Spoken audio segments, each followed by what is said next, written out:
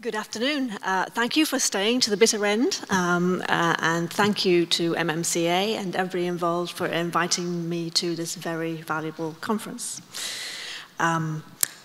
I feel obliged to explain the title of my presentation slightly. I'm using the term after new media because although that is my area of specialism, I'm obviously too old to be a digital native, so my background is in other kinds of art in addition to new media.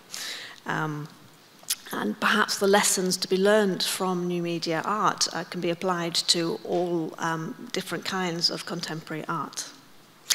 My background is in art photography, which developed into an interest in new media art. I run a research centre at my University of Sunderland. The research centre is called the Curatorial Resource for Upstart Media Bliss. And it aims to help those who make, curate, exhibit, and collect new media art.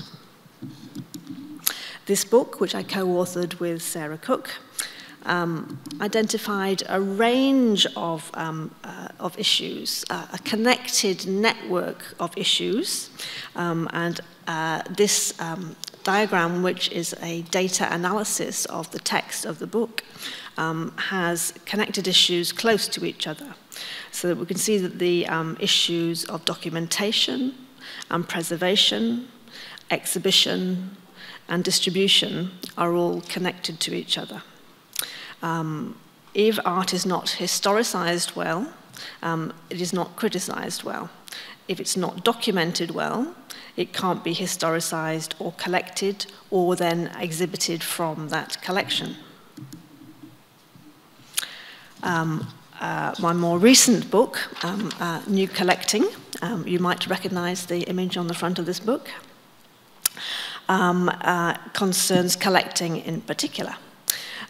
Exhibiting and audiences are mentioned in the title of this book to highlight how, again, these are connected issues. If your collected works are not reaching their audiences, then there is less point in collecting those works. It's also important how these collected works can live on into the future and how important audiences and participants are in that. So, this conference asks, what do museums collect?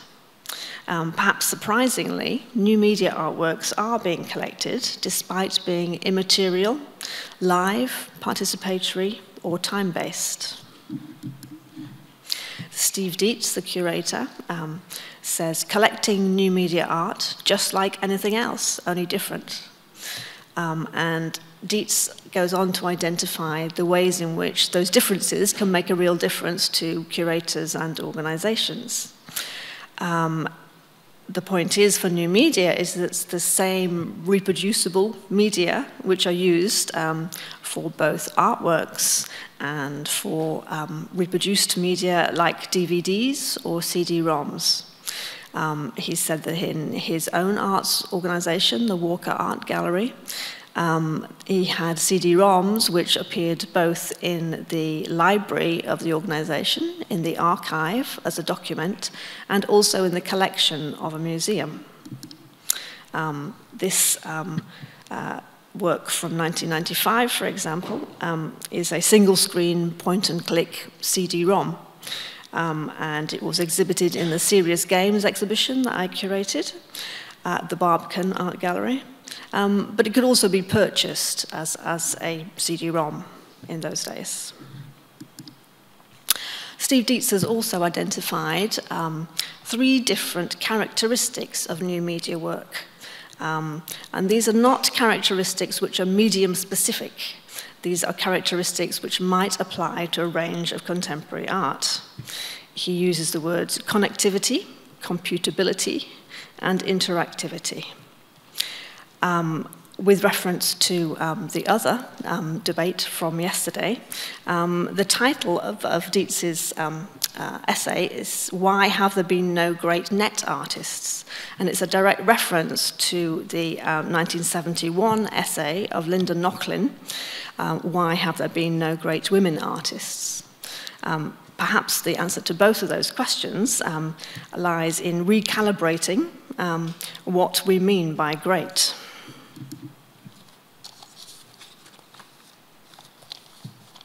The first characteristic of connectivity: things connect to other things. These things might not be objects, but they might be systems. So how might this work, for example, be collected? Where Marcel Duchamp plays chess with John Cage to make music and composition.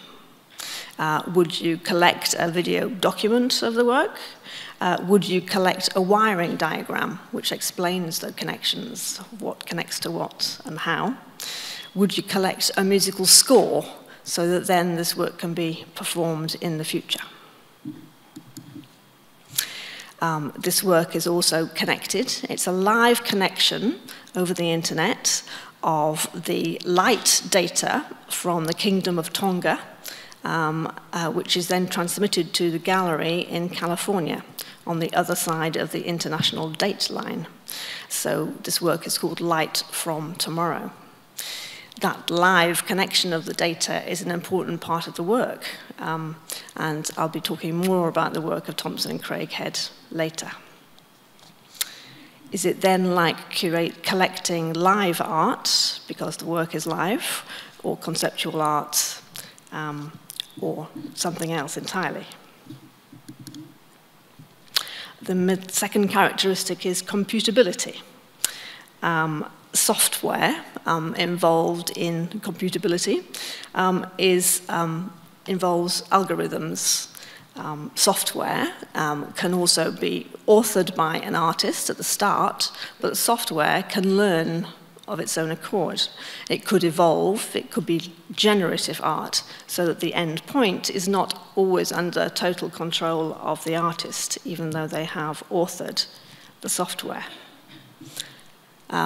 This piece in the software exhibition used AI software to learn how the movements of the gerbils would then affect the movement of the electronic arm. This work, more recently, by Sneha Solanki, she authored a computer virus which was exchanged between two computers. The computer virus ate away at the text of a Robbie Burns poem, "My Love is Like a Red, Red Rose." And gradually the text was broken down by the virus every time it was transferred between two computers.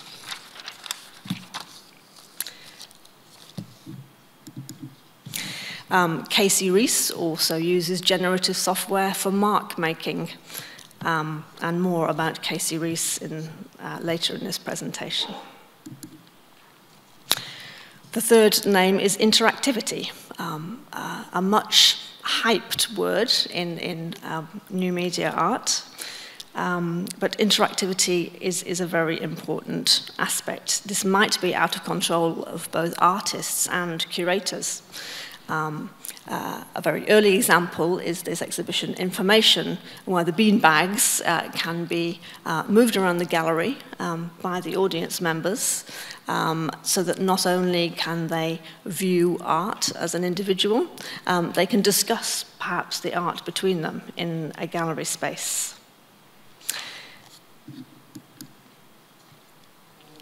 Hans Hack's MoMA poll is an interesting means of interaction, a very analog means of interaction. But interactive works like this nevertheless have been collected as instruction sets. Like we saw in some of the other presentations, instructions can be collected for the future replay of the work. Another interactive work is Raphael Lozano Hemmer's Pulse Room. He's an artist who's worked an awful lot with interactivity, and he has a very subtle understanding, I think, where the meaning of the interaction is very much part of the work. In this work, you hold on to a set of metal handles which transmit your heartbeat to a single flickering bulb. But then when the next person steps up to interact with the single light bulb, your heartbeat moves on to the next bulb. If you spend a long time with the work, you realize that eventually other people interacting push your heartbeat off the end of the grid and into eternity. So that realization of the subtle interaction between individuals and the group is very much part of the work. So it does have materials. It's an installation of incandescent light bulbs, voltage controllers, heart rate sensors, computer and metal sculpture. It involves a complex interaction, and it's of variable dimensions. There's a version of this work which is designed for use outdoors, so it goes in different contexts. So it's therefore object-based and immaterial. It's difficult to categorize, it's time-based, it's highly interactive and highly variable. The artwork might therefore be considered as not easy to collect, but nevertheless it is collected, and his work is currently in the collections of institutions and individuals, including the Museum of the 21st Century Art in Kanazawa, the Foundation Jumex in Mexico City, the Mona Museum in Tasmania, and the Jonathan Carroll Collection in New York City.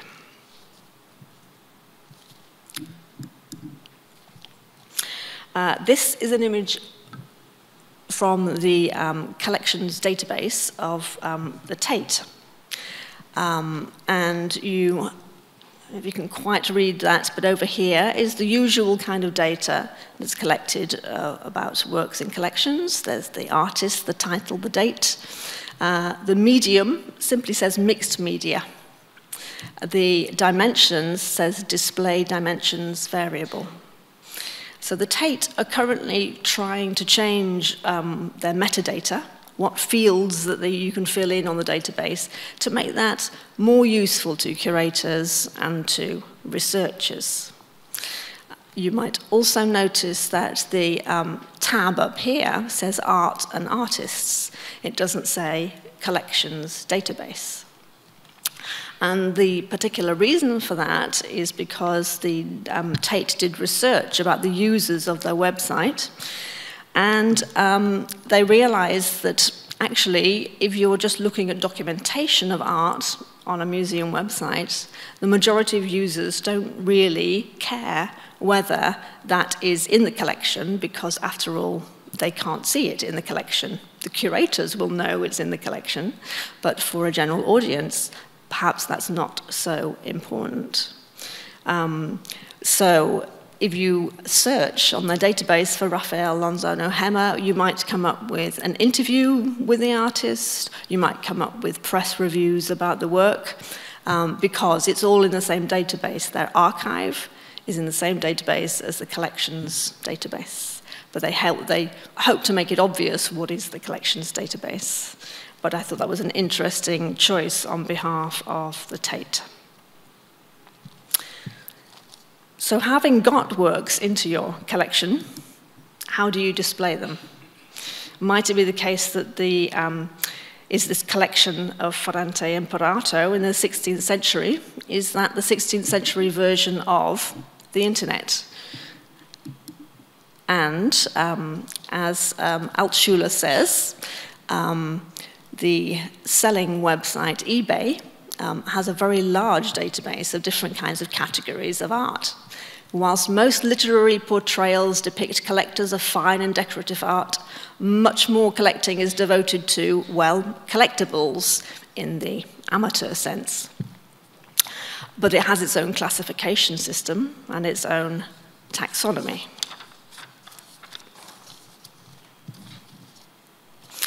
Audiences can, and do online, tag, favorite, and bookmark their selections.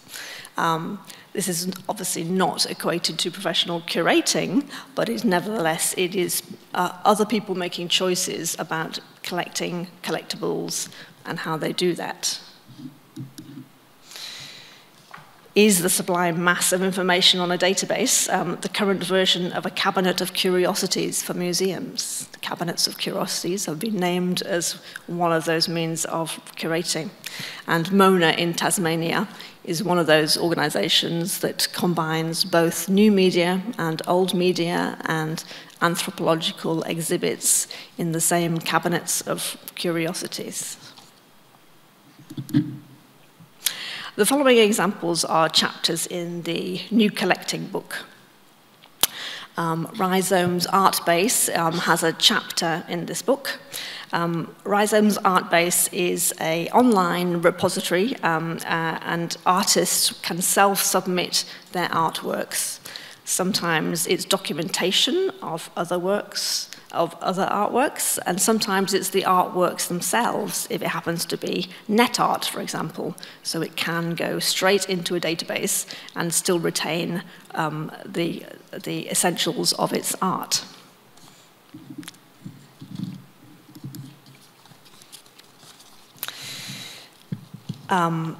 Although it's online, there is very traditional curatorial input to the website.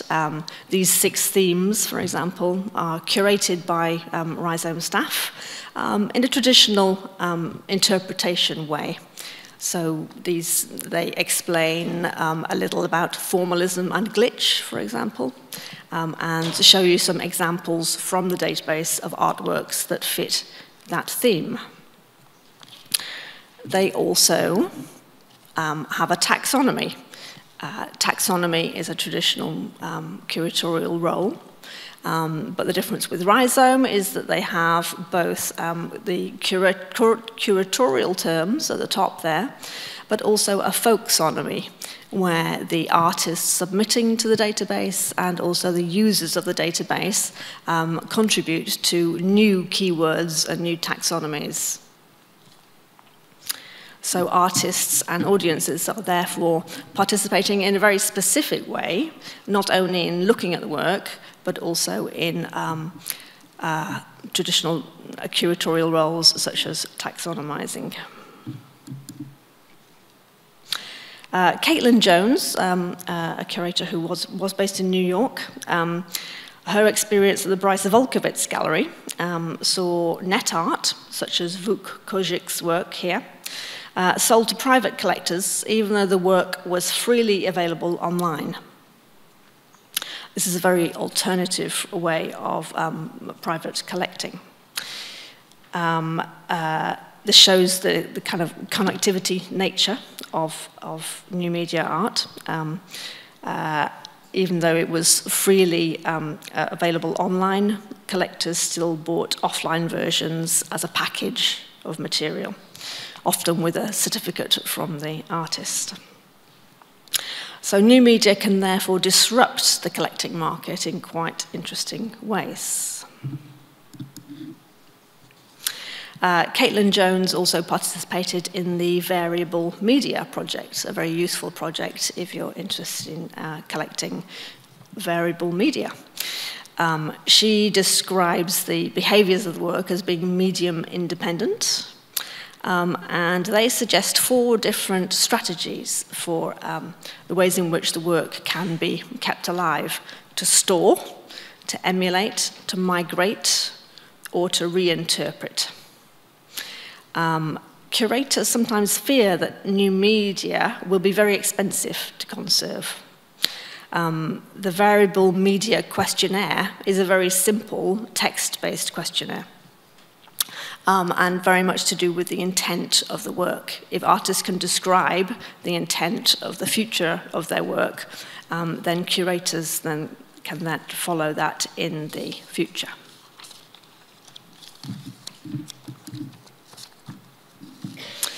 Caitlin Jones also curated an exhibition, effectively an exhibition of conservation at the Guggenheim Museum. This is John F. Simon's work, and this could be described as migration. They have quite simply migrated it from an older form of PowerBook, a 280C, to a newer form, the G3 PowerBook, and exhibited them side by side. This is Corey Archangel's work. And here the written intent of the artist was that the computer game should be playable and that it should look like the 1990s.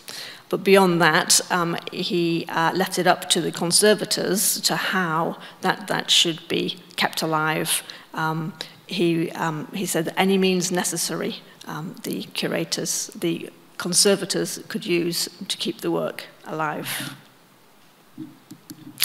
So the Guggenheim is quite a large, well-funded organization, but it is also possible to collect for smaller arts organizations. This is a small, publicly funded regional museum in Preston in the north of England. The Harris Museum had spent a number of years. Lindsay Taylor of the Harris Museum is the curator there, who developed the audiences over many years. And she also mapped in her own organization the relationships needed to both exhibit and collect new media art over a long period of time. In her case, the processes needed close involvement of curators, exhibition organizers, collection committees, artists, and technicians. She found that a series of exhibitions and educational events helped to build both institutional and audience confidence in order to build a collection of innovative work. For this project, the current project, works were selected for an exhibition. And from that exhibition of 6 works, one was going to be selected for collection. There was an expert panel who judged which work would be collected, but also, importantly, the audience got to vote on which work they thought should be collected. Now, fortunately, perhaps, both the expert panel and the audience agreed. This is Thompson and Craig Heads, The Distance Travelled Through Our Solar System This Year, and All the Barrels of Oil Remaining. It's quite a conceptual work, and you might not expect an audience to vote for this. Quite minimalist, but nevertheless, they did. And the artists were very experienced in helping organizations collect their work. This is live data, again, from internet sources. These numbers change live in the gallery space. And the artists provided the gallery with a whole set of data sources of what to do should one kind of data source on the internet go down, what kind of data source would be acceptable as another one. So this was a written intent. It wasn't a very high budget strategy for keeping this work alive. At the Victoria and Albert Museum, Louise Shannon describes how exhibiting contemporary new media and design can relate to a collection of computer art, and in particular how connections between marketing, education, and collections departments of a museum can help reach audiences. She outlines previous educational events, including the Friday Lates events, and how they were related to commissioning of new media works which were able to experiment with the various spaces in the museum, including outdoor artworks, interactive ones for the John Maleshki Garden. The exhibition involved commissioning new work, such as this Daniel Brown work, and live audience feedback was part of this work, and in turn helped develop elements of the exhibition Decode in 2010. The exhibition was very popular with audiences, and included an animation by Karsten Smith for the marketing campaign for the exhibition. And included some works being then collected for the collection, including Aaron Koblin's Flight Patterns, and also a work by Casey Rees. This is the actual objects which are in the V&A collection. It's a CD-ROM of the software, and also some indication prints. These are just still prints to give an idea to the curators of what it should look like, but the work is an animation that evolves in the gallery space on a large screen, which the artist has indicated. Hence, it's a very computable characteristic of the work.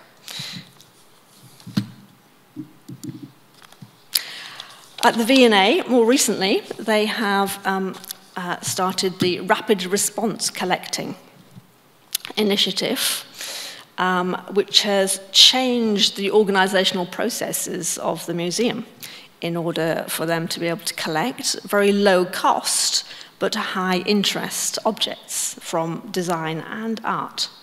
This is the 3D printed gun, which involved many different legal negotiations between the departments because it was a gun. So what museums collect here included a very small bit of 3D printing software and a very large stack of legal papers as the context for the work of enabling them to actually be able to collect this 3D printed gun and its cultural context. At the Tate, Pip Lawrenson, a conservator, has written in some detail about how the intricate connections between documentation, preservation, and exhibition for new media art, especially that including software rather than the old new media of video, for example, which has established lots of precedents for how to conserve such work. She looks at documentation in detail for such ephemeral works, including a set of questions for artists, including the significant properties of the artwork.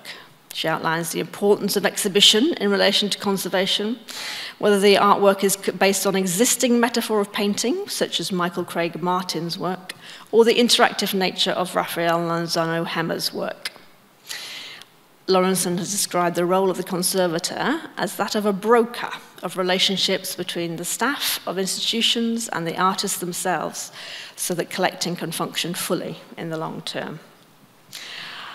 The nature of this brokering is well as illustrated in the exhibition 010101 at SF MoMA, which included all kinds of media and curators from all areas, including sculpture, architecture, design, and new media. I did an in-depth study about this exhibition in particular, and this is a diagram of the staff. And I tried to identify the differences because of the inclusion of new media in this exhibition. So the pink dots were the new temporary posts. The green dots are not usually involved in exhibitions, but were in this case. The blue dots had more work, including more brokering between staff, and included the conservators. So the conservators over here are actually in a very key position in the loop where artworks are conserved and then go back round to meet their audiences. Conservators are hence key in the cycle where that artworks continue to meet their audiences into the future. I interviewed a lot of staff at the museum, and a key quote was one that said, "We need a whole system to support it." This system needs to continue brokering relationships if curators are able to perform from a collection. This is a chapter in the book where Rudolf Frieling describes performing from a collection. The works might not look or work the same at each performance. This is Hans Hacker's original, Hans Hacker's news artwork. The original, from 1969, used a telex machine to print a news stream from German press agency. In the updated work, a printer in the gallery spews out news reports obtained from RSS feeds. So the actual technology has changed, but the intent of the work has been kept. Therefore, this work has been migrated in terms of objects and systems, but the meaning, concept, and intent of the artist remains. At our Crum conference, Commissioning and Collecting Variable Media, Benjamin Weil from SF MoMA described collection-ish strategies, which might be time-limited and might include documentation as well as artworks. It is these linked and brokered relationships which are needed for curators to understand the different behaviors of new media art and how the systems of collecting, conserving, curating, and exhibiting network. At the University of Sunderland, we try and educate curators about all systems, from production to collecting, across all design and art forms. Here, our one-week course for professional updating are in Machine Room's Fabrication Lab, and also in the V&A Print Room with their collection of computer art. We hope to facilitate a future where contemporary artworks can have a future of lively exhibiting, meeting their audiences in ways including interactive or participatory mode, but always being critical about what we mean by participation, and always according to the intent of the artist. Thank you.